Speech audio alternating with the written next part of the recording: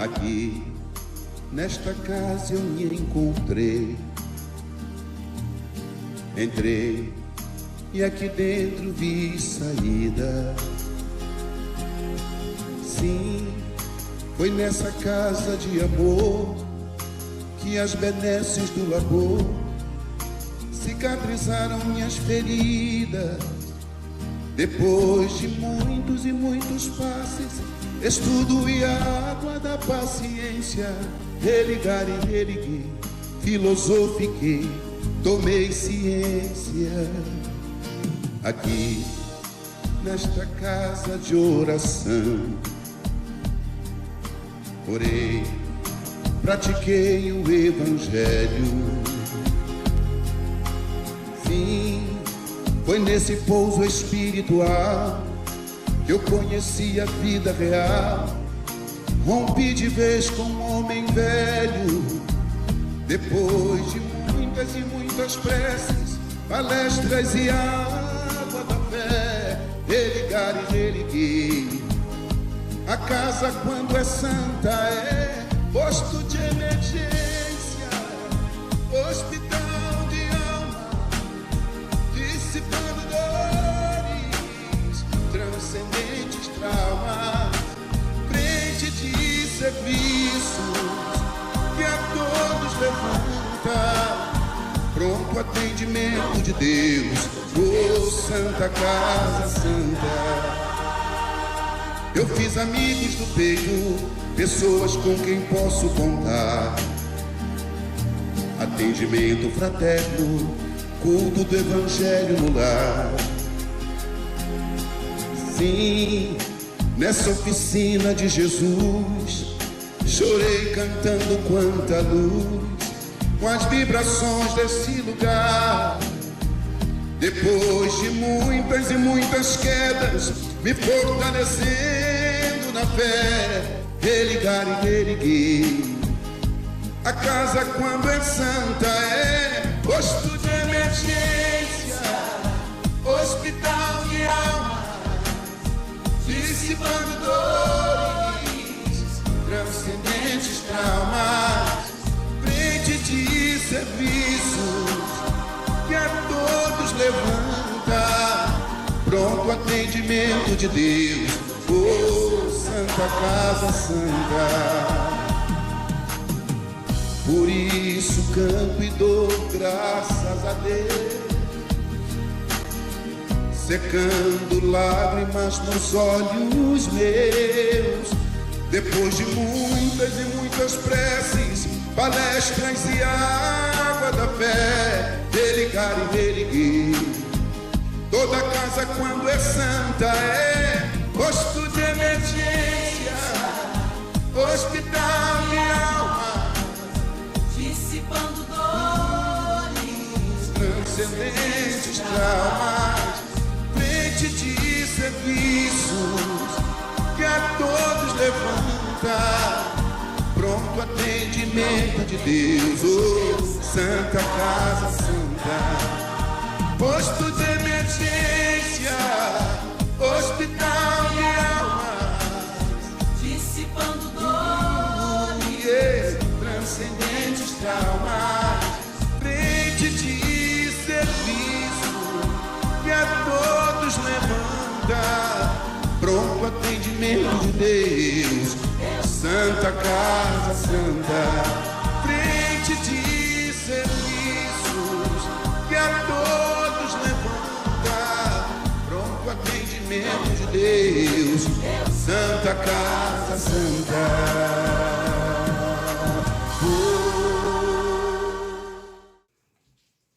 Boa noite, queridos irmãos, amigos, companheiros dessa jornada tão bonita, é a vida, companheiros desse nosso querido planeta.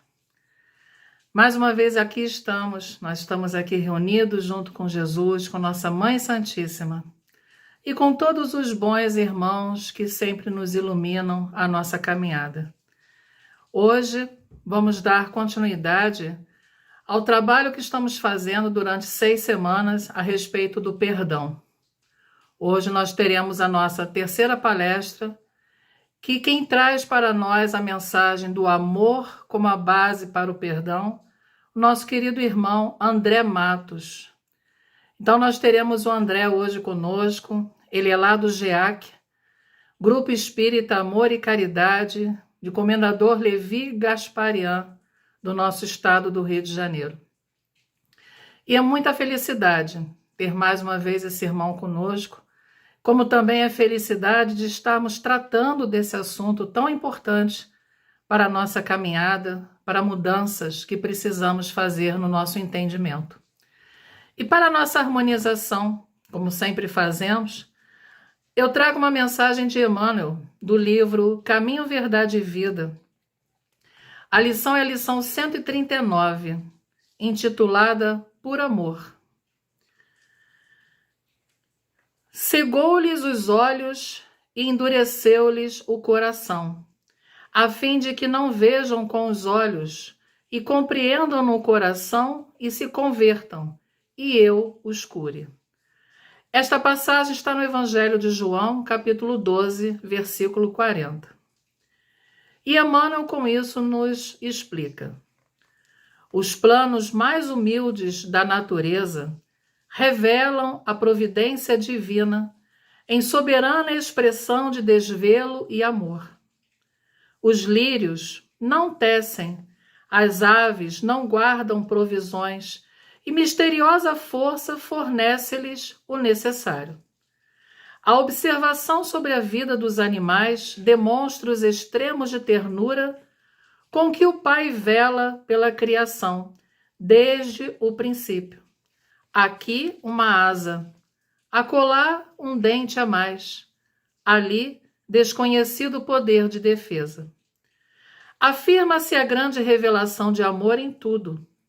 No entanto, quando o Pai convoca os filhos à cooperação nas suas obras, eis que muita vez se salientam os ingratos, que convertem os favores recebidos não em deveres nobres e construtivos, mas em novas exigências.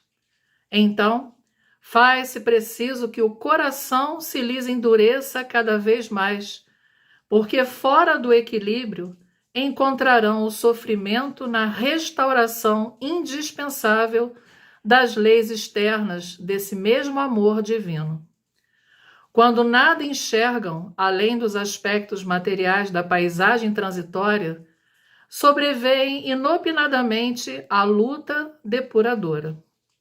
É quando Jesus chega e opera a cura. Só então tornam ingrato a compreensão da magnanimidade divina. O amor equilibra, a dor restaura. É por isso que ouvimos muitas vezes: nunca teria acreditado em Deus se não houvesse sofrido. E assim, meus queridos, já envolvidos por essa mensagem de Emmanuel, tão importante como todas elas, para que a gente possa abrir nossos corações, nossas mentes, para entendermos a mensagem da noite. Vamos então já agradecer ao nosso Mestre Jesus essa oportunidade de estarmos aqui reunidos a Ele. Querido Mestre de amor, luz de nosso planeta, agradecemos mais uma vez a oportunidade de aqui estarmos juntos a Ti, juntos a Nossa Senhora Mãe Santíssima e a todos os queridos irmãos espirituais que sempre nos acompanham. Agradecemos, Senhor, pelas bênçãos do estudo que sempre recebemos, que desta forma podemos trabalhar o nosso entendimento, trabalhar, muitas vezes, sentimentos endurecidos que ainda trazemos, renovando-os, transmutando-os, para que os valores positivos, os valores do verdadeiro amor, possam vir à tona. Obrigado, Mestre. Obrigado por esta doutrina consoladora.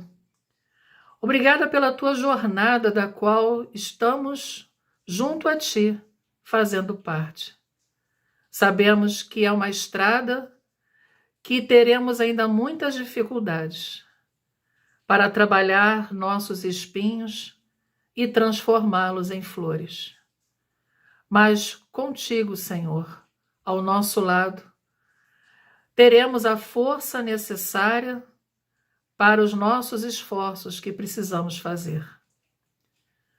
Obrigado, Mestre, e pedimos sempre, querido Jesus, envolva este nosso querido planeta.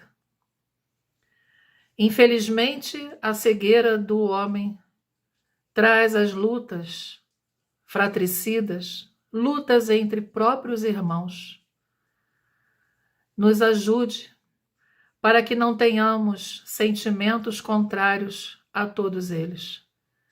Que possamos nos unir contigo no amor, sabendo que tudo isso passará, sabendo que é uma fase necessária para as nossas reflexões, para a mudança importante que todo ser humano precisa ter na caminhada.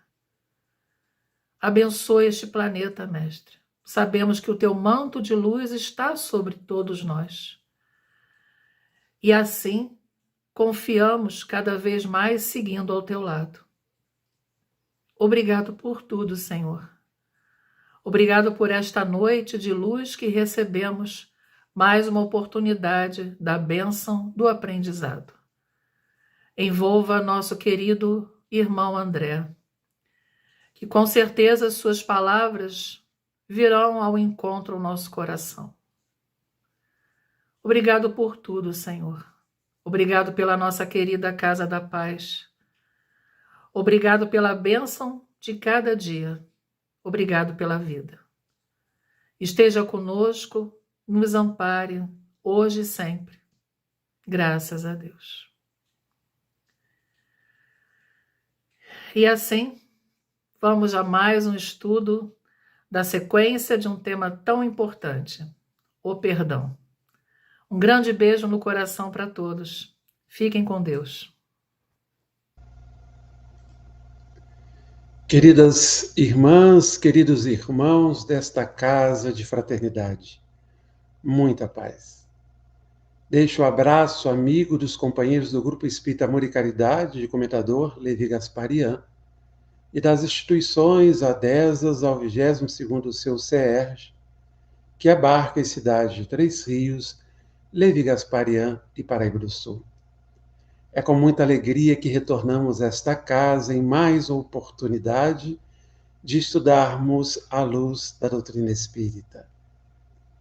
Narra Humberto de Campos os últimos momentos de Judas com os outros apóstolos, em especial o diálogo deste com Tiago, no livro Boa Nova, através da mediunidade do nosso querido Chico Xavier, obra publicada pela primeira vez em 1941, no capítulo intitulado A Ilusão do Discípulo. Assim escreve Humberto de Campos. Judas Iscariotes deixava transparecer no semblante íntima inquietação, enquanto no olhar sereno do filho de Zebedeu, Tiago, fulgurava a luz suave e branda que consola o coração das almas crentes. Considera, então, Judas, neste diálogo com Tiago, que o mestre seria demasiado simples e bom para quebrar o jugo tirânico implantado pelos romanos, que recaía à época sobre Israel. Para Judas, Jesus, com a mensagem da Boa Nova, não conseguiria abolir a escravidão que oprimia o povo eleito de Deus. Tiago indaga ao amigo com uma pergunta. Poderia admitir no mestre as disposições destruidoras de um guerreiro do mundo? Não seria o Messias das previsões dos antigos profetas do Velho Testamento. Não era um guerreiro, aquele que ensinou a amar o próximo como a si mesmo, amando a Deus e aos seus inimigos. que indicou a necessidade de perdoar não 7 vezes, mas 70 vezes 7 vezes, que entre tantas parábolas, tratou da misericórdia divina na parábola do filho pródigo. Definitivamente, aquele que afirmava ser com o Pai uma unicidade, e que na terra, irmãos e irmãs, entre os homens, fazia a vontade de Deus, esse não era um guerreiro, nem um homem para as revoluções políticas humanas tão comuns na nossa história. Mas ainda assim, segundo Humberto de Campos, teria Judas afirmado: contudo, tenho a impressão de que o Messias não considera as oportunidades. Ainda hoje, tive a atenção reclamada por doutores da lei, que me fizeram sentir a inutilidade das pregações evangélicas, sempre levadas a efeito entre as pessoas mais ignorantes e desclassificadas.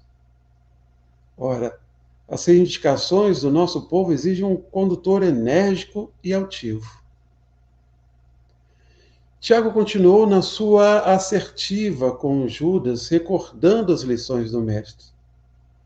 A verdadeira revolução, proposta pelo Cristo, era a edificação do reino de Deus nos corações e nas almas aflitas.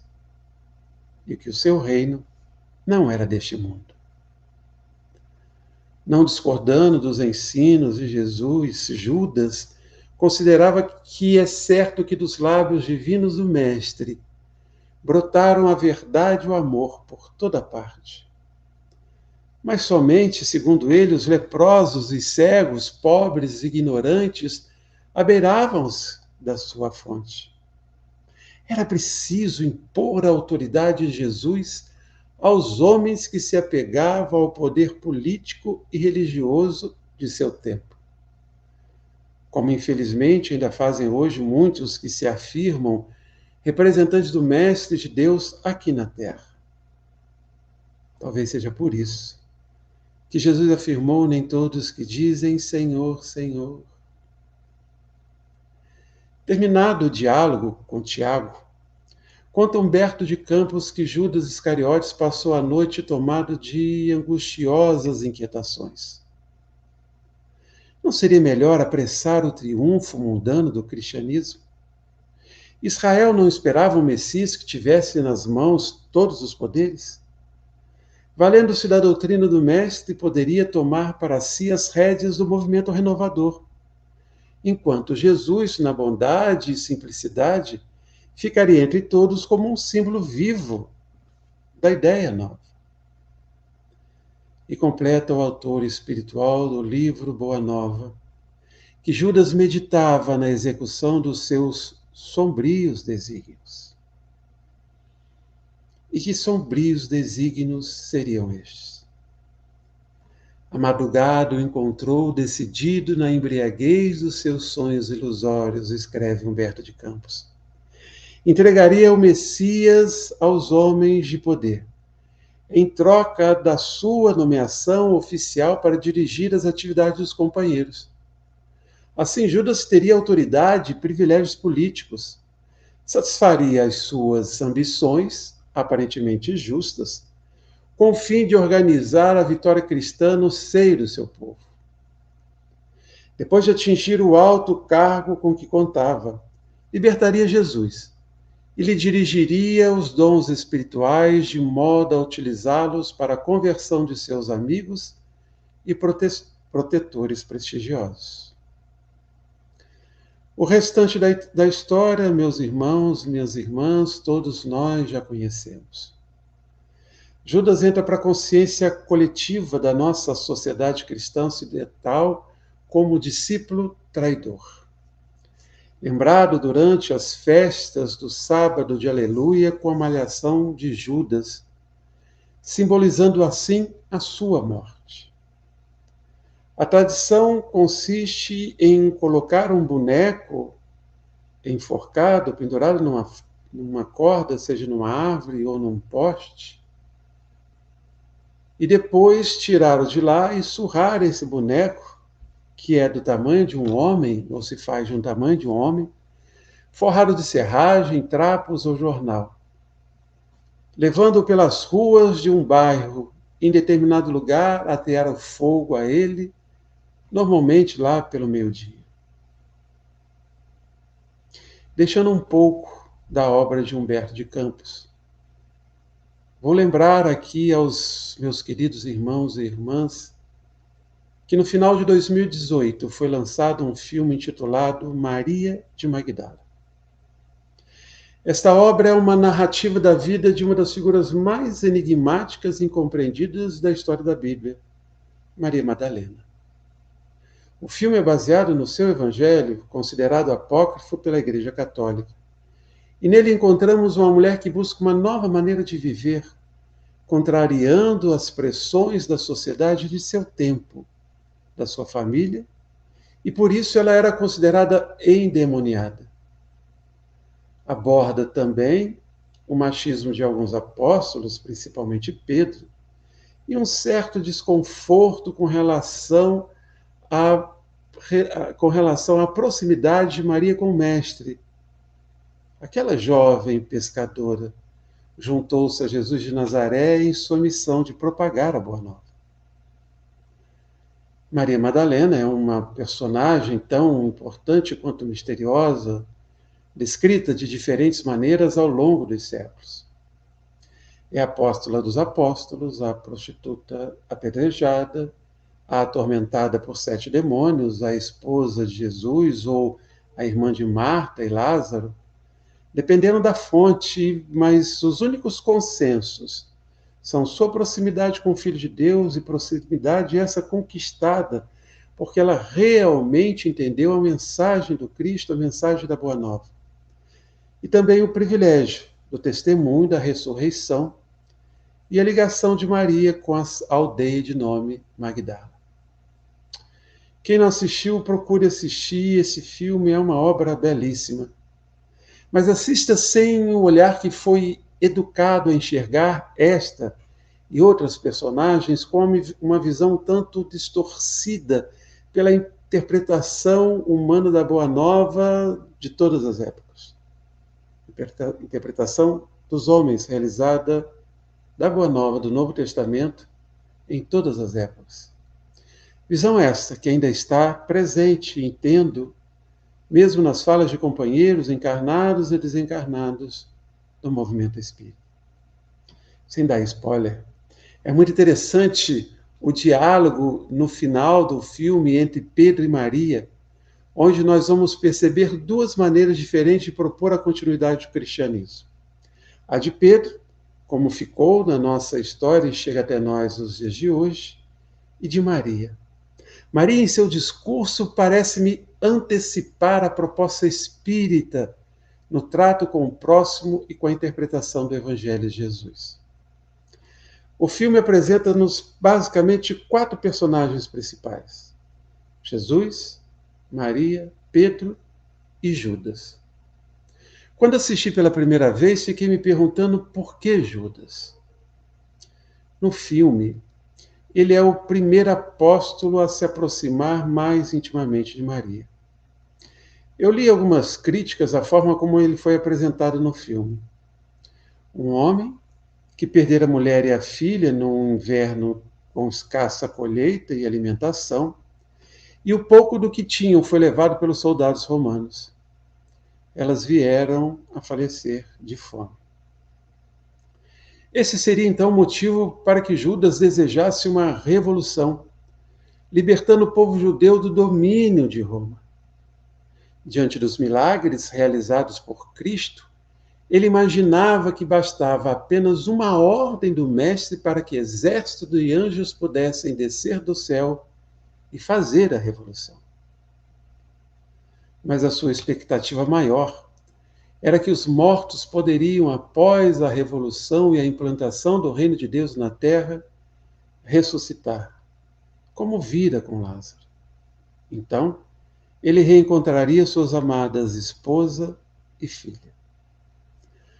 Após a estada do Mestre no templo e o embate com os verdilhões e todos aqueles que exploravam o povo com a venda de animais para o sacrifício, Judas fica decepcionado Ele não entende por que Jesus não aproveitou aquele momento para iniciar a revolução, para pedir que seus exércitos viessem até a terra. Naquela confusão, fugindo de reações violentas, os apóstolos ficam escondidos. Há no filme uma cena belíssima, onde Judas questiona Jesus por quê. E o mestre lhe direciona o olhar de um pai, como de um pai, para o filho que não entendeu a lição.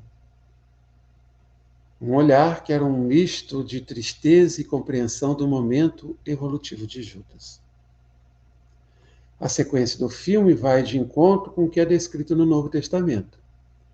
De relance e à distância, Maria vê Judas enforcado no filme aqui no beiral de uma porta. O suicídio foi o caminho escolhido, mas não de um traidor. Apenas de alguém que não compreendeu a mensagem do Mestre, criando falsas expectativas. Como até hoje. Muitos interpretam a mensagem do Cristo de forma equivocada e buscam apenas as satisfações dos seus desejos materiais, dos seus vícios, do poder, de conquistas econômicas. O filme nos apresenta um Judas mais humano, merecedor da misericórdia divina e do amor do Cristo, mas que não se fez credor da misericórdia dos homens que se dizem cristãos. Vamos então reencontrar Maria, Jesus e Judas em uma mensagem intitulada Amor e Perdão, que encontramos no livro Coração e Vida, de Maria Dolores, publicado em 1978, também pela psicografia do nosso querido irmão Chico Xavier. E Madalena fora ao túmulo querido, entre pedras de extremo desconforto. Levava flores para o mestre morto. Tinha um peito magoado e enternecido. O sol reaparecia resplandente. A névoa da manhã fundia-se no ar. Na dourada invasão das flamas do nascente, Maria estava ali, unicamente, a fim de estar a sós, recolher-se e chorar.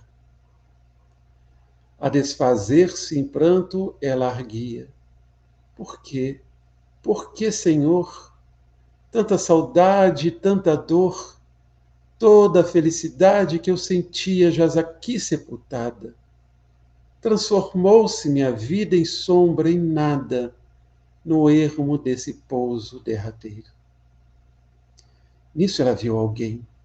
Seria um jardineiro, um zelador daquele campo santo, mas tomada de espanto, viu-se à frente do mestre Nazareno, o excelso benfeitor ressuscitado. A envolver-lhe de paz o coração cansado. Ela gritou, Senhor. Ele disse, Maria. Ela era a expressão da perfeita alegria, ele, o perfeito amor. Madalena ajoelhou-se e quis beijar-lhe os pés. Maria, por quem és? Explicou-se. Não me toques, porquanto não te esperava aqui neste recanto, e ainda não fui ao Pai revestir-me de luz. Maria, surpreendida, indagou em seguida. Senhor, onde estiveste? E em que jardim celeste encontraste o descanso necessário? Que vem de Deus nos dons da paz completa. Perdoa-me, Senhor, a pergunta indiscreta. Dói-me, porém, pensar na angústia do Calvário. Revolto-me, padeço, mas não venço. A mágoa de lembrar-te o sacrifício imenso. Mas Jesus respondeu, não, Maria, não fui ainda ao alto, nem me levei sequer um palmo à luz do firmamento. Quem ama não consegue achar o céu de um salto. Ao invés de subir aos altos resplendores, desci mas desci muito aos reinos inferiores. Despertando no túmulo, escutei os gritos da aflição de alguém que muito amei e que muito ainda amo. Embora visse além, a luz sempre mais linda, sentia nesse alguém um amado companheiro em crises de tristeza e de loucura. Fui a sombra abismal para a grande procura, e ao reencontrá-lo amargurado e louco, a ponto de não mais me conhecer, demorei-me a afagá-lo e pouco a pouco consegui que ele, enfim, pudesse adormecer.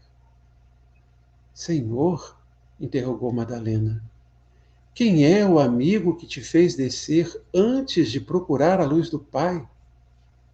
Mas Jesus replicou em voz clara e serena, Maria, um amigo não esquece a dor do outro amigo que cai, antes de me altear a celeste alegria, ao sol do mesmo amor a Deus em que te elevas. Vali-me após a cruz das grandes horas mudas e desci para as trevas, a fim de aliviar a imensa dor de Judas. Vimos então no exemplo do Mestre que o amor é a base para o perdão, pois sem ele não há compreensão do movimento evolutivo do outro, de suas limitações de entendimento. Sem o amor, queridos irmãos e irmãs, nosso coração, diante do gesto infeliz do outro, se posta magoado.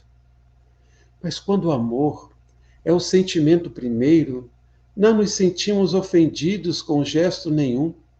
E quando não nos sentimos ofendidos, não existe necessidade do perdão. Em outra mensagem, Jesus entrega Judas a Maria e passa a Mãe Santíssima a ser aquela que cuida de todos os que buscam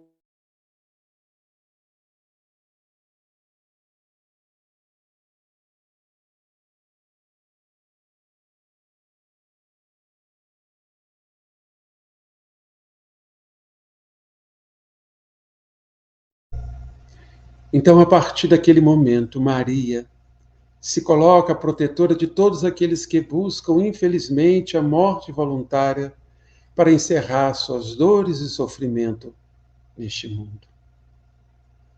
No livro Crônicas de Além Túmulo, também pelo espírito de Humberto de Campos, pela psicografia do nosso querido Francisco Cândido Xavier, esse autor narra o encontro seu com Judas.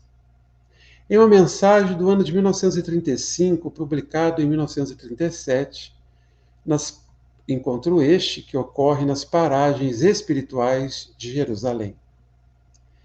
Em determinado momento, irmão X, Humberto de Campos, indaga a Judas. E chegou-se a salvar-se pelo arrependimento? O que lhe respondeu Judas? Não consegui. O remorso é uma força preliminar para os trabalhos reparadores. Depois da minha morte trágica, submergir-me em séculos de sofrimento expiatório da minha falta. Sofri horrores nas perseguições infligidas em Roma aos adeptos da doutrina de Jesus.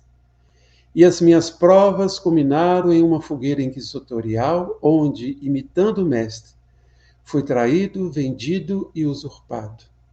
Vítima da felonia e da traição, deixei na terra os derradeiros requisitos do meu crime na Europa do século XV.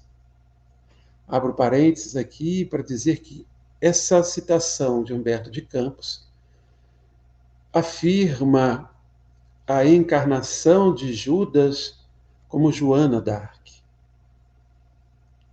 Mas continua a narrativa. Desde esse dia, em que me entreguei por amor do Cristo a todos os tormentos e infâmias que me aviltavam com resignação e piedade pelos meus verdugos, fechei o ciclo das minhas dolorosas reencarnações na terra, sentindo na fronte o ósculo de perdão da minha própria consciência. Então, depois de tanto sofrer, de compreender sua escolha, de perceber o amor do Cristo, ele também se perdoa. Esse gesto de evitar a culpa nas nossas inquietações, nos nossos equívocos, é prova também de compreensão própria, íntima, das nossas dificuldades. E é a expressão do nosso amor por nós mesmos. Porque quando abandonamos os sentimentos de culpa, vivemos o auto-perdão, e o auto-perdão é o exercício de amor que fazemos primeiro conosco mesmo. E está hoje meditando nos dias que se foram, ali presente em Jerusalém, pergunta Humberto de Campos. O que lhe responde Judas: sim. Estou recapitulando os fatos como se passaram. E agora, irmanado com ele, que se acha no seu luminoso reino das alturas, que ainda não é deste mundo, sinto nessas estradas o sinal dos seus divinos passos. Vejo ainda na cruz entregando a Deus o seu destino. Sinto a clamorosa injustiça dos companheiros que o abandonaram inteiramente. E me vem uma recordação carinhosa das poucas mulheres que o ampararam no doloroso trance. E todas as homenagens a ele prestadas, em todas as homenagens a ele prestadas, eu sou sempre a figura repugnante do traidor.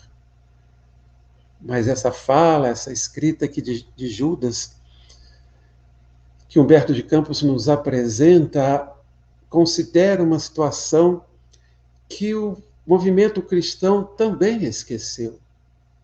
Jesus foi abandonado por seus companheiros mais íntimos. Pedro o negou 3 vezes. Mas Jesus, na expressão maior do seu amor, perdoou a todos, ao ponto de se achegar a Pedro e estabelecer que ele fosse apacentar suas ovelhas, afirmando que ele seria a pedra, que sobre a sua pedra, sobre Pedro, ele ergueria a sua igreja. Então vejam que Jesus, na sublime expressão do seu amor, é o maior exemplo de que este sentimento deve estar na base de todo desejo de perdão. Porque sem o amor não há compreensão. Sem a compreensão não há o perdão.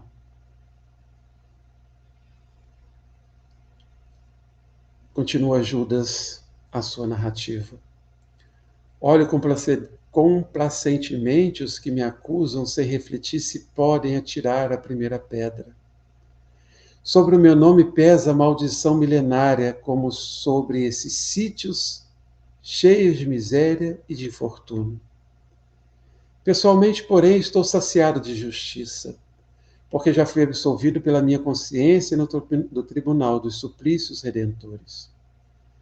Quanto ao divino mestre, continuou Judas com os seus prantos, infinita é a sua misericórdia, e não só para comigo, porque se recebi 30 moedas, vendendo aos seus algozes, há muitos séculos, ele está sendo criminosamente vendido no mundo a grosso e a retalho, por todos os preços em todos os padrões do ouro amiodado. Realidade essa que percebemos tão presente na sociedade, principalmente aqui na nossa sociedade brasileira. É verdade, concluiu então Humberto de Campos. E os novos negociadores do Cristo não se enforcam depois de vendê-lo. Podemos, queridos irmãos e irmãs, definir misericórdia como sentimento de pesar e de caridade, despertado pela infelicidade de outro. Piedade, compaixão e perdão concedido unicamente por bondade, por amor. A história de Judas, narrada por Humberto de Campos, apresentada sobre uma outra ótica, sem lhe tirar a responsabilidade do seu ato, pelo filme Maria de Magdala, e aqui pelas próprias palavras de Judas nesse encontro com Humberto de Campos, é uma história de grande expressão do amor de Deus, de um amor que sempre esteve na base dos seus gestos de perdão para com o próximo. Nós, espíritas, somos aqueles irmãos amados, irmãs amadas, que nos colocamos como os novos discípulos do Cristo, pois temos os seus ensinamentos, a Boa Nova, descortinada pelos ensinamentos da doutrina espírita. Estávamos lembrando também, no decorrer deste estudo, das reflexões para este encontro, do filme que trata sobre a vida do Divaldo Franco. Aliás, abrindo aqui um outro parênteses, entendo que entre as obras espíritas já apresentadas ao público, a vida do Divaldo Franco é um contínuo aprendizado, uma contínua apresentação dos postulados espíritas. E quem já assistiu o filme sabe que desde a tenra infância, Divaldo era perseguido por um algoz. Este algoz lhe acompanhava por ter reconhecido aquele que, em encarnações passadas, havia-o conduzido à morte voluntária. Há no filme uma série de encontros, principalmente um encontro em que este irmão consegue levar Divaldo, ainda jovem, a buscar a morte voluntária. Impedido foi Divaldo por amigos espirituais. Então, Divaldo Franco consegue iniciar um processo de perdão deste companheiro, que em outra existência ele conduziu à morte voluntária, Divaldo assume isso, quando ele asseverou de desejo de amar o espírito da mãe do seu algoz, deixada à porta da mansão do caminho. E aí nós temos um diálogo sublime, onde Divaldo diz que iria se esforçar muito para amar aquela criança, como forma também de aprender a amar aquele algoz. E aquele irmão, envolvido pela emoção de ver a sua mãe encarnada, e da proposta de Divaldo de cuidar daquele espírito tão querido, amando-a como se fosse uma própria filha, ele naquele instante abandona pelo menos a proposta de continuar com seu processo de obsessão. Num primeiro momento, ele diz que ainda não consegue perdoar Divaldo Franco, mas que iria se esforçar para tanto. Um dia, com certeza, esse irmão encontrará em seu caminho as oportunidades várias de construir o amor como expressão maior de suas atitudes. Estamos aqui encarnados, irmãs e irmãos, com o propósito de construir em nossa consciência, de fazer em nossa consciência uma revolução. A revolução espiritual que estará implantando o reino de Deus em nossos corações. Reino de Deus que tem como base o amor, que sustenta o perdão, que nos indica os caminhos a serem percorridos, que nos farão sempre compreender o companheiro, como um espírito em processo de evolução, um espírito em processo de aprendizado, como assim somos todos nós. Se temos que olhar para o nosso coração, se temos que olhar para a nossa consciência, abandonando sentimentos de culpa por equívocos passados, nesse processo de auto-perdão, por que também não fazê-lo com o próximo? E a proposta deste mês, desta casa querida, de abordar o perdão é a oportunidade divina. Se não assistiu, assista aos encontros anteriores. Retome as reflexões. porque vivemos um momento ímpar da nossa existência, onde experiências divinas nos conduzem a reflexões oportunas quanto ao amor, o perdão, a misericórdia, a caridade, a expressão do bem. E vamos pensar que só é preciso o perdão no coração que se ofende, no coração que se magoa. Quando nosso olhar para o outro é o mesmo olhar que Jesus teve para com Pedro, para com Judas, ao ponto de fazê-lo ir ao encontro daquele irmão, abraçá-lo, pedir à sua mãe que pudesse acolhê-lo e acompanhá-lo, não só a ele, mas a todos que buscassem o caminho da morte voluntária. É essa a expressão do amor que deve ser roteiro para nossas vidas, que deve estar presente em nossas consciências todas as vezes que os nossos corações se desarmonizarem pelo gesto de um irmão ou de uma irmã. Compaixão, compreensão, misericórdia e amor como base para o perdão. Nos despedimos dos nossos irmãos nesse breve encontro, rogando aos companheiros que busquem olhar diferente para o espírito de Judas, que já se encontra no caminho do bem, que já se encontra entre o Cristo fazendo parte de seus trabalhadores amados. E que o exemplo do Cristo seja para nós, neste olhar que devemos ter diferenciado para Judas, não mais considerar o traidor, mas alguém que apenas não soube compreender naquele momento, tendo em vista a enorme dor que sofreu com a perda da esposa e da filha querida. Aquele homem interpreta a mensagem do Cristo como oportunidade de eliminar um algoz infeliz e violento, representado pela presença do Império Romano nas terras de Israel. Ele fez uma escolha equivocada. Mas o seu tempo de reequilíbrio para com a lei de Deus já se passou.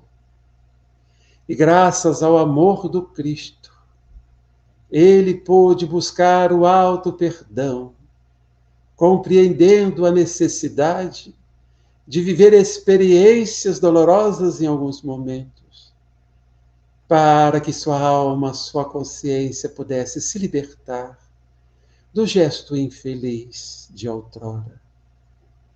Muitas são as mensagens, muitas são as histórias narradas pelos nossos amigos espirituais, através da psicografia de diversos médiuns, trazendo-nos a experiência de outros, na busca pelo perdão, na busca pela experiência do amor, da caridade, da compaixão. Que todos sirvam, como serviu para nós a história de Judas, para compreendermos que sem o amor não há perdão, e que o perdão encontra no amor a base sólida para a sua experienciação. Convido aos irmãos nesse instante para fazermos juntos a prece de encerramento do nosso encontro. Com o coração envolvido em paz, percebendo a presença dos amigos espirituais que já nos abraçam e nos abençoam. Somos, nesse instante, células das nossas casas espíritas, espalhando luz, paz e amor, junto aos nossos entes queridos, mas também junto a todos aqueles que são próximos do nosso lar, de nossa moradia. Que as expressões do pensamento nesse instante sejam todas de agradecimento a Deus, nosso Pai, e a Jesus, nosso Mestre, pelos ensinos ministrados, pela oportunidade de compreendermos a Boa Nova à luz da doutrina espírita, que nos traz o Cristo novamente, como aquele que a passos pelos caminhos de Jerusalém e de todas as cidades foi exemplo de amor e de perdão. Que possamos, meus irmãos, continuar a estudar essa doutrina, lembrando o que nos disse Kardec, da necessidade de um estudo sério e continuado do Espiritismo, para que essa luz se expanda cada vez mais, para que as virtudes do alto se construam em nossos corações e possamos ser amanhã melhor do que nós somos hoje, muito mais felizes, sentindo muita paz em nossos corações. Obrigado pelo carinho e a paciência de todos. Que Deus se faça junto a nós. Que assim seja.